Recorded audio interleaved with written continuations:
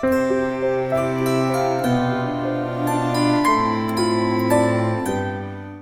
வந்து கிளினிக்ல சித்தா டாக்டர்னால நான் மருந்து எழுத ஆரம்பிக்கும் போதே பக்கத்துல பேஷண்ட் ஆகும் சொல்லுங்க சார், சித்த வைத்தியர் எதையாவது எழுதிட்டு உடனே காபி குடிக்காத அப்படின்னு சொல்லிட்டு எரிச்சு போயிடுறாரு.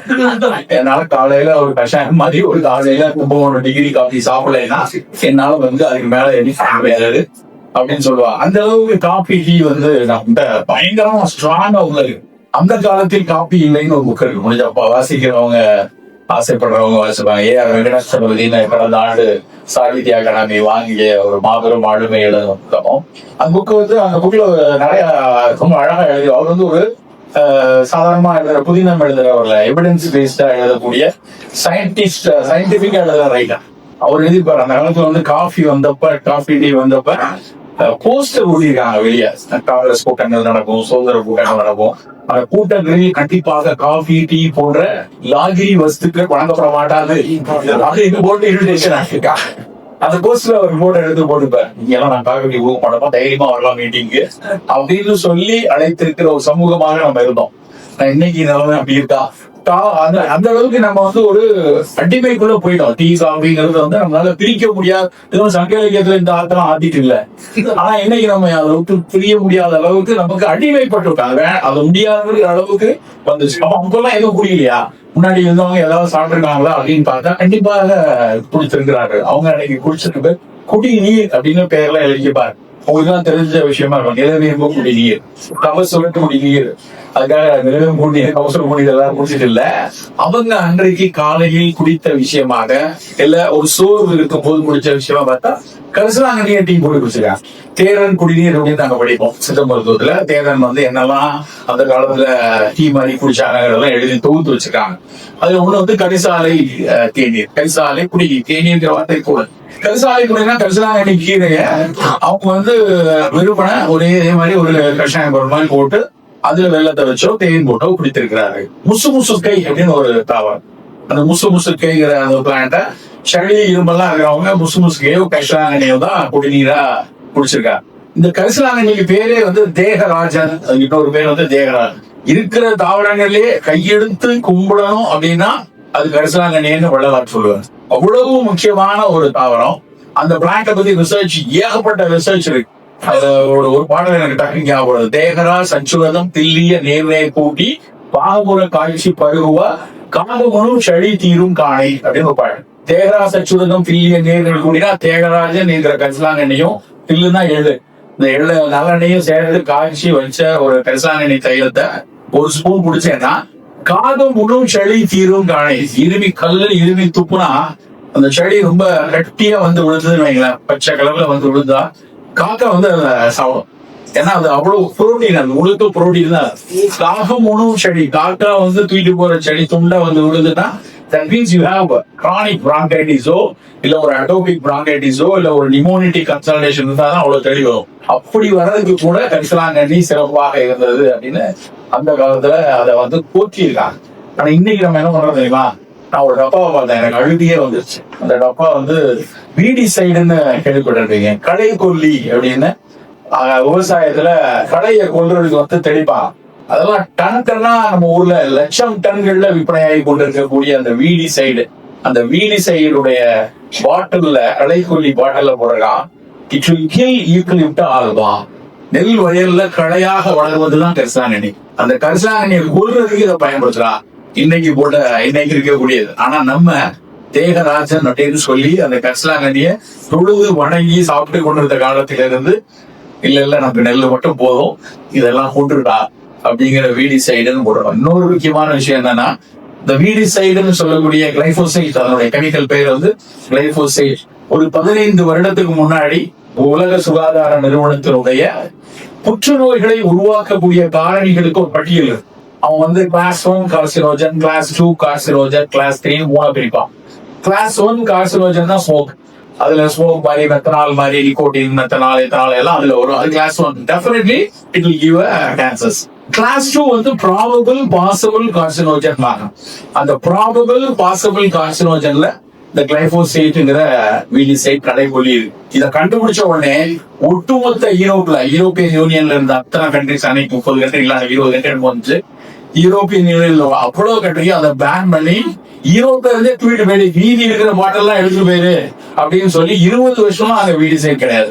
நீங்க இந்த ஊரை சென்னையை தாண்டி இந்த பக்கம் திருவள்ளூர்ல இந்த பக்கம் மகாபலிபுரம் இல்ல நம்மளுடைய செங்கல்பட்டு போனீங்கன்னா ஒரு ஊர்லயும் குறைந்தபட்சம் 1000 இருந்து 1500 மெட்ரிக் டன் பயன்படுத்துறாங்க வீடிசைன். அதனாலதான் நமக்கு வந்து குவியுது கேன்சர் ஹாஸ்பிட்டல்ஸ்ல கூட்டம். எதுக்கு சொல்ல வரேன்னா, ஒரு காலத்தில் கரிசலாங்கண்ணியை தேநீரா போட்டு குடித்த நம்ம இன்னைக்கு கரிசலாங்கண்ணியை கொண்டுட்டு நாம போய் அடையாள ஹாஸ்பிட்டல குத்து வச்சு பாருவோம். இதுதான் அந்த சேஞ்சுக்கான ஒரு முக்கியமான ஒரு காரணம். நண்பர்களை காலையில எடுக்கக்கூடிய பானம் வந்து சரி, காஃபி குடிக்குமா வாரத்துக்கு ஒரு நாளோ 2 நாளோ எடுக்கலாம், டீ குடிக்குமா 2 நாள் எடுக்கலாம், ஒரு 5 நாள் 2 நாள் இதை எடுத்து மீதி 5 நாள் நம்முடைய காஃபியோ டீயோ ஒரு functional பிவரேஜா need not be only with tea leaves or coffee leaves. அதை தாண்டி ஒரு நாள் நெல்லிக்காய் தேநீர் குடிக்கலாம். குடிச்சு பாருங்க, ஒரே ஒரு நாள் வெறும் நெல்லிக்காய் பொடிய ஒரு ஸ்பூன் அதே டிகாஷன் டம்ளர்ல போட்டு அதே கொதிக்கிற வெண்ணி அதுல ஊத்தி மூடி வச்சுட்டு அதுல இறங்குற அந்த நெல்லிக்காய் டிகாஷனை கொஞ்சம் போல தேன் விட்டு வெந்நீர் விட்டு குடித்து பாருங்க. அதனுடைய சுவை நான் சொன்ன குடிச்சு பார்த்தா தெரியும், அவ்வளவு டேஸ்டா. சூடா குடிச்சு பார்த்தா நெல்லிக்காயில ஒரே ஒரு பெரிய பிளஸ் பாயிண்ட் என்னன்னா, நெல்லிக்காய் உலர்ந்தாலும் நெல்லிக்காயை சுட வச்சாலும் அதுல இருக்கக்கூடிய விட்டமின் சி முழுமையாக வெளியே போகாது. நெல்லிக்காய் மட்டும்தான் வந்து ட்ரை ஆனாலும் சூடு பண்ணாலும் அந்த விட்டமின் சி வெளியே போகாது. காஃபில விட்டமின் சி இருக்கு, காஃபில கேஃபீன் மட்டும்தான், அது மட்டும்தான் நமக்கு வந்து ஒரு வேஸ்டோ டைலூஷன் கொடுத்து ஒரு எனர்ஜி கொடுக்குறது மட்டும்தான். பட் நெல்லிக்காய் கிட்டத்தட்ட 50 பொருளாக உடலுக்கு நல்லது செய்யக்கூடிய பொருள். விட்டமின் சில இருந்து, டானின்ல இருந்து, பிளாவனாய்ட்ஸ்ல இருந்து, ஆன்டி ஆக்சிடென்ட்ல இருந்து, ஃப்ரீ ரேடிக்கல் ஸ்கேவேஜிங் பண்ண எத்தனையோ பொருள் நெல்லிக்காய் இருக்கு. அப்ப ஏன் அவன் ஒரு நாள் நெல்லிக்காய் டீ குடிக்கூடாது, ஒரு நாள் கரிசலாங்கண்ணி டீ குடிக்கூடாது, ஒரு நாள் ஆவாரை டீ குடிக்கூடாது, ஒரு நாள் செம்பருத்தி பூ டீ குடிக்கூடாது, ஒரு நாள் சுக்குமல்லி காஃபி குடிக்கூடாது? இதுக்கெல்லாம் பெருசா போய் கொல்லிமலையில 7 கடல் தாண்டி மலை எல்லாம் ஒண்ணும் போடலாம். நம்ம வீட்டுல ஒரு டப்பால வந்து கரிசலாங்கண்ணி பொடி, ஒரு டப்பால நெல்லிக்காய் பொடி, ஒரு டப்பால சுக்குமல்லி வைக்க முடியாதான்? And it's not very expensive also. இது வந்து ரொம்ப சாதாரண விலை உள்ளதுதான். ஆனால் அதுக்கான பழக்கம் நம்ம இல்ல. நம்ம எங்கேயோ விளையிட்டோம். சீரோசஸ்க்காக வந்து இது இல்லைன்னு அதிபதியம் அடங்கியது அப்படின்னு ஒரு பாட்டி சொன்னோட அதே அதை 10 ரூபாய் வாங்கி வாங்குறான். நெல்லிக்காய் வியாபாரிக்கு அப்படிலாம் விளம்பரம் பண்ற அளவுக்கு காசு கிடையாது. அது தோட்டத்துல விளைச்சி சும்மா தான் கிடக்கு. இப்ப நம்ம கொஞ்சம் மெனக்கிடணும், ஒரு சின்ன அக்கறை, சின்ன கரிசனம் நம்மகிட்ட இருக்கணும். சோ உங்க காஃபில வாரத்துக்கு ஒரு 3-4 நாள் இதுல ஏதோ ஒண்ணு உங்களுக்கு பிடிச்சதை அது ஒரு சின்ன லெவல்ல நமக்கு வந்து ஒரு பாதுகாப்பை கொடுக்கும். அது ஏதாவது ஒரு நோய் வராமல் காத்துக் கொள்வதற்கு உதவும். ஆவாரை பூத்திருக்க சாவாரை கண்டதுண்டோ அப்படின்னு சித்த மருத்துவம் சொல்லியிருக்கு. ஆவிரை கொன்றை நாவல் அலைகடல் ஒத்த கோஷ்டம் மேவிய மருதத்தோடும் விருத ரொக்கம் கொண்டு காவிரி நீரும் மற்றும் கடல் நீரும் மற்றும் தானேன்னு ஒரு என்ன அர்த்தம் அப்படின்னா, இந்த ஆவாரை கொன்றை நாவல் முத்தக்காசு கோஷம் இதெல்லாம் கொண்டு கட்டாயம் கூட குடிச்சேன்னா காவிரி நீரும் ஒத்தமும் கடல் நீரும் ஒத்தம்னு பரிபாஷையில சொல்லிட்டு போறாங்க. அது என்ன அர்த்தம்னா, காவிரி நீர் இனிப்பாரு, இப்போ உள்ள காவிரி நீர் எப்படின்னு தெரியாது, அவர் இருந்த மாதிரி இருந்துச்சு. காவிரி நீர் வத்தம் அப்படின்னா என்ன அர்த்தம்? யூரின்ல சுகர் வெளியே போச்சுன்னா அந்த யூரின் கிளைகோசூரியா அப்படிம்பாங்க, ரீனல் கிளைகோசூரியா, அதுக்கும் நல்லது. ரொம்ப உப்பு இருக்கு அப்படின்னு சொன்னா உன்னோட ரத்தத்தில் உப்பு சேர்ந்ததுன்னா யூரின்லயும் உப்பு நிறைய. சோ காவிரி நீரையும் கடல் நீர், அதாவது சுகருக்கும் டயபெட்டிக்கும் நல்லது. டயபெட்டிக் சிகேடி அப்படின்னு சொல்லக்கூடிய ரீனல் டிசீஸுக்கும் அந்த ஆவாரி கஷாயம் நல்லது. அன்றைக்கு பாடலாக எழுதிட்டான். இன்றைக்கு இதே ஊரில் இருக்கக்கூடிய institute of basic medical science, doctor MGR medical university, national institute of Siddha பேப்பரா போட்டு தர்றாங்க. அந்த ஆவாரை கஷாயம் எப்படி எல்லாம் டயபெட்டிக் நல்லா இருக்கு, எப்படி ரீனல் டேமேஜ் ப்ரிவென்ட் பண்ணுது, எப்படி மைக்ரோவாஸ்குலர் டேமேஜஸ்க்கு ப்ரிவென்டிவா இருக்கு, எல்லாம் எழுதுறாங்க. இது 3 ரோசஸ் கம்பெனிக்குள்ள வர்றதுக்கு இன்னும் 30 வருஷம் ஆகும். நாமே அது வந்து கஷாயமாக எடுத்துக்கலாம். நாம சாதாரணமா ஒரு நாள் ஆவாரை கஷாயம் எடுத்து போடலாம், ஒரு நாள் வந்து சுக்குமல்லி காஃபி இப்படி எடுத்துக்கலாம். சரி, எனக்கு அதெல்லாம் சார் டீ தான் சார் வேணும், எனக்கு டீல இருக்கிற அந்த ஒரு இது எனக்கு வந்து எதுவும் கிடைக்கல அப்படின்னு சில பேர் சொல்லுவாங்க. டீ குடிங்க, நல்லதா, தப்பே இல்லை.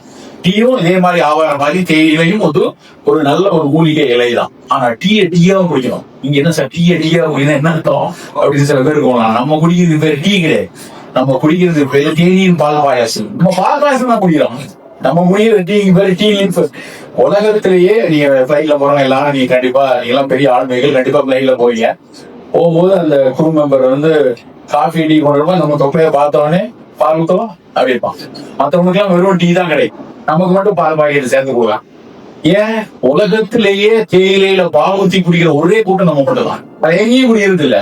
அதுக்கும் ஒரு அந்த காலத்துல காஃபி இல்லை, இது புத்தகம் தான் ஞாபகம் வருது. டீல பால் எப்படி உறவு சேர்த்தாங்க, மற்ற எல்லாரும் வெறும் டீ தான் குடிச்சிருக்காங்க. நம்மளுடைய பால் டீ வந்து பார்த்தா அன்னைக்கு இங்கிலீஷ்கார மேட்டுப்பாளையத்துல முதல்ல நீல்கிரிஸ்ல இருந்து டீ லீவ்ஸ் வந்தோடனே கோயம்புத்தூர் கலெக்டர் ஸ்டெயின்ஸ் அவங்கலாம் இருக்கும்போது கலெக்டர் இருக்கும்போது டீ வந்துச்சு. அவருக்கு டீ வந்தோடனே பக்கத்து சீட்ல நம்ம ஊர்ல இருக்க மிகப்பெரிய படித்தவங்க தான் அடுத்த லெவல் கலெக்டருக்கு அடுத்த லெவலில் உட்காந்துருப்பாங்க. அவங்கள்ட்ட தொடங்கி டீ வந்தோடனே அவரு நீங்களும் குடிங்க ஜி அப்படின்னு சொல்லி அந்த டீயை கொடுக்குறாரு. இவருக்கு நான் பயம், நம்ம வீட்டுல பால் தானே நல்லதுன்னு சொல்லியிருக்காங்க அப்படின்னு அவர் சூப்பர் பால் கொண்டு வந்திருக்காரு. ஆனா கலெக்டர் டீ கொடுங்க, கவுண்டரையும் மீற முடியாது, பாலையும் உடம்புனா நிறைய கலந்து அடிச்சாங்க. கொஞ்சம் வச்சு பாலையை கொஞ்சம் ஏன்னா வீட்டுல போனா வீட்டு அம்மா சட்டம் கொடுப்பேன் அப்படின்னு பாலையை ஊத்தி கீழே பால் ஊத்தி குடிச்சதே இதனாலதான். அந்த பழக்கம் இன்னைக்கு வரைக்கும் நம்மளை பத்திட்டு எல்லாமே சாரி. அதனால டீ குடிக்கணும்னா வெறும் பிளாக் டீ அப்படிங்க, கிரீன் டீயா குடிங்க. வாட் எவர் இல்ல அதுல பிளேவர் வேணும்னா புதினா டீ குடிக்கலாம், சின்னமா டீ குடிக்கலாம், வாட் எவர் இருக்கு. டீ லீவ்ஸ் வந்து ரிச் அண்ட் ஃபினாலிக் ஆகும். புற்றுநோய் வரைக்கும் தடுக்கக்கூடிய தன்மை வெறும் டீ லீவ்ஸ் இருக்கும். அதனால டீ டிகாக்ஷனா அப்படியே குடிக்கலாம். அப்பதான் அதுல உள்ள ஃபினால் அப்படியே இருக்கும். பால் ஊத்திட்டோம்னாலே அதுல இருக்கக்கூடிய ப்ரோட்டீன்ஸ் வந்து டிகிரேட் பண்ணிவிடும். அந்த காம்பவுண்ட் வந்து டிகிரேட் பண்ணி ஃபுல்லா போகாது, ஆனா ஒரு 40-50% குறைஞ்சிடும். ஸோ டீ வேணும்னு நினைக்கிறவங்க பிளாக் டீ எடுக்கலாம். சப்போஸ் ஆபீஸ்ல நடுவில் 11 o'clock 3 o'clock நம்ம டீ வேணும்னு நினைக்கிறவங்க யூ கேன் டேக் அந்த நேரத்தில் கிரீன் டீயோ பிளாக் டீயோ எடுத்துக்கலாம். ஸோ இதுல என்ன டேக் ஹோம் மெசேஜ்னா, நம்ம பிவரேஜஸ் காலையில சாப்பிடக்கூடிய தேநீர், மாலையில சாப்பிடக்கூடிய தேநீர், ஒரு நாள் காஃபி டீயா இருக்கட்டும், மறுநாள் ஏதாவது ஒரு ஃபங்க்ஷனல் பிவரேஜா நாம மாற்றிக்கொள்ளலாம்.